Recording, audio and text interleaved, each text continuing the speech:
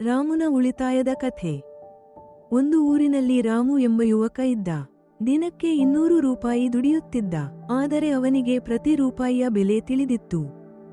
ಒಂದು ದಿನ ಅವನ ಸೈಕಲ್ ಕೆಟ್ಟು ಹೋಯಿತು. ಹೊಸ ಸೈಕಲ್ ತೆಗೆದುಕೊಳ್ಳಲು ಅವನ ಬಳಿ ಹಣವಿರಲಿಲ್ಲ. ಆಗ ರಾಮು ನಕ್ಕನು. ನಾನು ಪ್ರತಿದಿನ 50 ರೂಪಾಯಿ ಉಳಿಸಿದ್ದೇನೆ ಎಂದನು. ಅವನು ತನ್ನ ಹಳೆಯ ಕಬ್ಬಿಣದ ಡಬ್ಬಿ ತೆರೆದ. ಅದರಲ್ಲಿ 15,000 ರೂಪಾಯಿ ಇತ್ತು.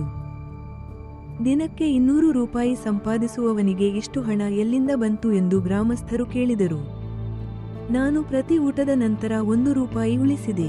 ಪ್ರತಿ ವಾರ 1 ದಿನ ನಡೆದುಕೊಂಡು ಹೋದೆ. ಹಬ್ಬಗಳಲ್ಲಿ ಬಂದ ಬಹುಮಾನವನ್ನೆಲ್ಲ ಇದರಲ್ಲಿ ಹಾಕಿದೆ. ಸಣ್ಣದು ದೊಡ್ಡದಾಗುತ್ತದೆ. ರಾಮು ಹೊಸ ಸೈಕಲ್ ಕೊಂಡುಕೊಂಡ. ಅದರ ಮೇಲೆ ಉಳಿತಾಯದ ರಥ ಎಂದು ಬರೆದನು. ಉಳಿತಾಯದಿಂದ ಒಂದು ಸಣ್ಣ ಅಂಗಡಿ ತೆರೆದ. ನಂತರ ಗ್ರಾಮದಲ್ಲೇ ದೊಡ್ಡ ಮಾರುಕಟ್ಟೆ ಸ್ಥಾಪಿಸಿದ. 100 ನದಿಗಳು ಒಂದಾಗಿ ಸಮುದ್ರವಾಗುತ್ತದೆ. ಪ್ರತಿದಿನದ 1 ರೂಪಾಯಿ ಒಂದು ದಿನ ನಿಮ್ಮ ಕನಸಿನ ಬೆಲೆ ಕೊಡುತ್ತದೆ.